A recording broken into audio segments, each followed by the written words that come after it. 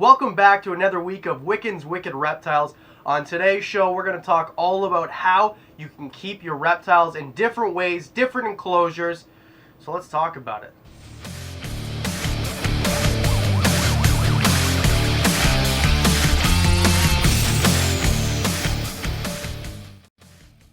One way that a lot of reptile keepers like to keep their animals is in a rack system, and there's a few reasons for this. So I've got two larger racks right here, and by larger I mean taller racks. They're 10-bin racks. They fit 28-quart Sterilite tubs, which you can buy at Walmart or online, whatever the case is. And here's why we do it like this. First of all, easy access, where with an over-the-top screen lid, you have to move the light, move the lid, or at very least slide the lid. And then of course, most aquariums, terrariums, when you have to go in over the top, they're pretty darn deep. Where these ones here, they're about 7 inches or so deep. So it's very simple. You want to grab a snake, you just reach in and grab yourself a snake. Or a gecko, or whatever it is that you keep inside your tubs. Another reason is you can keep a bunch of them in a small space. I can't remember the exact dimensions of the racks that I use, but they're pretty darn compact. They each have 10 slots for 10 different tubs, and there's heat tape on the back. So here's how it works. You take the heat tape, you cut it to the measurement of the width of each of the slots in the rack system. You wire it up with extension cord wire or whatever the case is. You want an insulated copper wire generally. Use clips, so you clip it onto the back of your heat tape, the sides. There's little exposed bits. And then you hook it up to a thermostat. Very simple, very cheap to house 10 animals like this. And also, reptiles like small spaces. If you let a 20-foot python in an 8x10 room, you know where you're going to find it? Curled up in the corner. Snakes and most lizards, anything you can keep in a rack, really like to be kept in a confined space. So no, it's not cruel, it's not mean, they don't get bored. As long as you have a good setup for your animals, you're a-okay. And by good setup, a substrate that is suitable, the right temperatures and humidity, of course, water, and a place to hide. Now what I like to do for a lot of my animals, especially the smaller ones, is I'll use several layers of newspaper. And that way they've got places to hide right in the substrate, and that way you clean it out regularly as well. Don't worry, you'll know when it starts to smell pretty ripe, when it's time to clean. Every week I go through each of my racks and I clean out each animal that I have. Now at this point I've actually got the smallest collection that I've had in a long time. I sold 3 snakes this week. I'm trying to just get everything more streamlined. I kind of do want a few more species just to have, but I want to put them in display pieces, and I like to make display pieces rather than buy them. And I'm going to show you that in just a second. So here I've got 2 10-slot racks, and I've only got 9 creatures.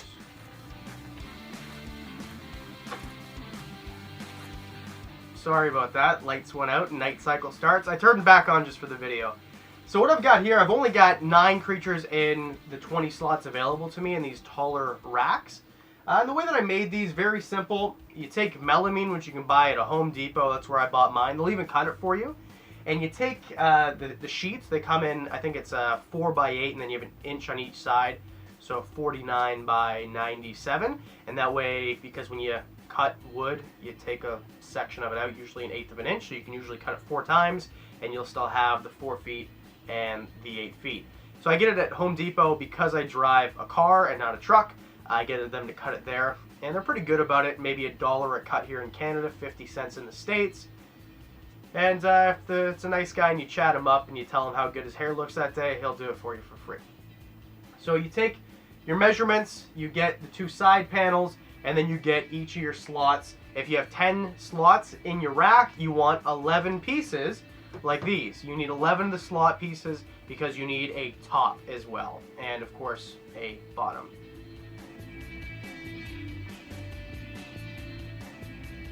Once you have your top, your bottom, and your side pieces, you go home and you screw them all together. We will do a video about that in the summertime, but being that it is literally -20, I had a pipe freeze in my house this week. The joys of living in Canada, I will not be making them because I do make racks outside, but that's going to be a great video. It's a fun project to do with your dad or your girlfriend or yourself with your dog because you're lonely.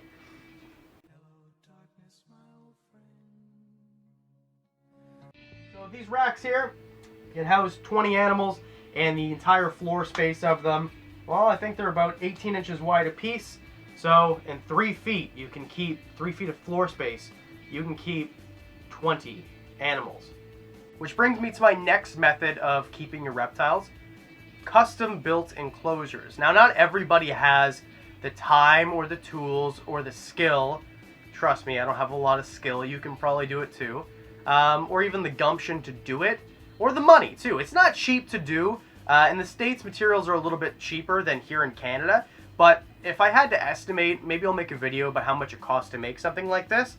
Each of these all in probably cost 125, 150 bucks, but they're very simple by design. You basically build a box, and each one of these, the top one and then the one on the bottom that you can't see in this frame here, they are 4 feet long by 2 feet high by 18 inches wide. Now, in retrospect, I wish that I would have made them 2 feet wide just to give them a little bit more space, but my reptile room is only 8 feet wide, so it's kind of nice having the extra space. So basically, you build a box, you put tracks in for glass. I suggest you go and buy tracks for your glass, because what I made is a pain in the butt. I was very proud of it when I first made them, but looking back on it, I wish I would have made a little bit of a lip on the front and then put the track over the lip, and that way if you used a natural substrate, which I didn't when I made them, I just used a newspaper, paper towel, whatever I used, and it'll keep the substrate in out of the tracks, which mine are homemade and very amateur hour to say the least. So that's what I would suggest to do. And then you put a support beam in the middle for every 2 feet is my suggestion, because melamine does bow. And if you had any artistic talent or self-respect, you would cover the exposed wood with a banding, an edge banding. But I just haven't got there yet. Hopefully in the summer that's something that I'll do, because I do plan to make a larger enclosure for one of my reptiles that I haven't shown you yet or talked about. But maybe if I leave it like that, you'll continue watching and figure out what I'm talking about in the coming weeks. So right up top, 2 foot by 4 foot by 18 inch. Same on the bottom. The middle one is 4 feet by 18 inches deep, and it's only 18 inches high. And I made this one for leopard geckos, so they don't need that much space, and that way I could use a 40-watt bulb, and boom, the hot spot would be perfect. Another thing you can do with these guys, which I haven't done personally, what you can do is you can use like a heat mat, heat tape, whatever the case is, on the bottom of them, and then just cover it with a laminate flooring. And that way it's not actually exposed, and you can always rip the flooring up. Am I using it? Laminate, vinyl, the one that comes in a roll and has adhesive on the bottom, and that way it's not touching the actual belly. Put the probe where the animal's belly would be, and that way whatever the temperature is after the insulation of the vinyl laminate flooring, whatever it's called, it's the right temperature. You can do that too. I just like having lights because they look pretty, and I mean, as long as you put something under the bottom to catch the heat, like a brick or a rock or whatever, the animal can also absorb heat through their belly as well. Each of these containers, each of these enclosures I should say, are outfitted with a UVB bulb. 2 of them are 18 inch and one of them is a 24 inch. I used to keep bearded dragons in the top and the bottom ones that are each 2 feet high. Unfortunately, they've both passed away. They were 12 and 10 years old respectively. So they lived a good, healthy life, but now I've repurposed them, cleaned them, of course, using a veterinary sanitizer, watered them down and make sure there's no sanitizer left. And now what I keep in them, in the top one here, I've got a breeding pair of bald pythons. So I'm going to keep the albino male in once breeding season is done, and the het albino female will probably go back into a tub, 41 quart Sterilite tub, which is in the next rack that I'm going to show you. The middle one here, I've got a jeweled Lacerda. My male, his name is Bob, because he bobs his head. And in the bottom one, that bowing that I was talking about, how melamine bows, I've got nothing in the bottom one because the glass no longer fits because it is bowed so bad. So what I'm going to do is put 2 support beams in the middle. So basically a foot beam, another foot beam, right? And so on. And that way it's not going to bow anymore. And then I'm going to move the lip, kind of like what you see right here, which is inset behind the tracks or in front of the tracks, however you want to look at it. It's the same thing on the bottom. I'm just going to move the lip up to the front, and then put the tracks on the lip, and then cut the glass accordingly, and then it won't be so ugly and the glass will slide. But what I might keep in there for now is the larger reptile that I haven't talked about yet, until in the summer I make her a larger enclosure. And here's how I'm going to do that. In the summer, I plan to take apart what we're standing beside right now, which kind of looks like a storage unit, but in fact, it is also a rack system. This one here is 3 feet long, and it is the depth. The depth of it is actually the width of the other racks that I showed you first. And the reason for that is it's a multi-purpose rack. So the main tubs that I use, they're all Sterilite brand because they're the cheaper version in Canada, even though Rubbermaid is a Canadian product. I don't know why.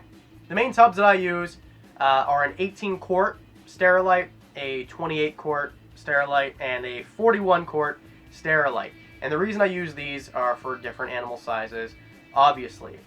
This rack right here will house comfortably either a 41 quart sideways, so the lengthwise going in like this, or it'll hold 3 18 quarts all beside each other. So I actually made it so that when my leopard geckos breed, if I wanted to keep them in 18 quart Sterilites, I can keep them in this rack 3 per row. I've got 10 rows, therefore 30 animals. Or when I had a bunch of ball pythons, which is when I built this rack, all the big females would get a 41 quart tub, and I could stick them in here. Now that I don't have a bunch of big ball pythons, I've only got 2 ball pythons left that I'm working with, I'll likely use this for the 18 quarts when the leopard geckos start producing babies. But what I've got, I cut it into 2 sections so that I can move it downstairs. My reptile room is in my basement. So in the middle here, you can see there's a little bit of a gap in between. That's just because I didn't really measure it 100% perfectly, although the tubs do slide in quite freely. So what I think I'm going to do is take them apart. I'll use the one rack, the one section of the rack for what it was made for, and then the other section of the rack I might repurpose, take the wood apart, the melamine apart, and make a 6-foot long enclosure for that larger reptile, which we're going to talk about in the coming weeks. So we've talked about rack systems, we've talked about custom built enclosures. There's got to be other options, right? Well, of course. The most simple version to keep a reptile, or an amphibian, I guess, would be a terrarium, a glass terrarium or aquarium repurposed as a terrarium. And that's maybe the best option, especially if you're new to reptiles, you don't have the resources to make a rack system, or you don't need one, of course, because you don't have a bunch of reptiles. They're great for display because you can see in all sides of them, and they're very easy to customize and make backgrounds on with foam and silicone. We'll do that in another video, of course, too. But they are basically the best option if you just want a ready-made, ready-to-go enclosure, and probably the most common. I don't have a lot of them because they're not stackable, and because my reptile room is fairly small. I like, solutions that make sense for me. When I was younger, all my reptiles were kept in terrariums just like this one here. Actually, the ones that I had were aquariums repurposed with mesh lids on top, screen lids, and the lights with a UVB system on the top, and then a spotlight on the top, a heat light on the top. This is a little bit more advanced. It has opening doors, so your doors can actually open.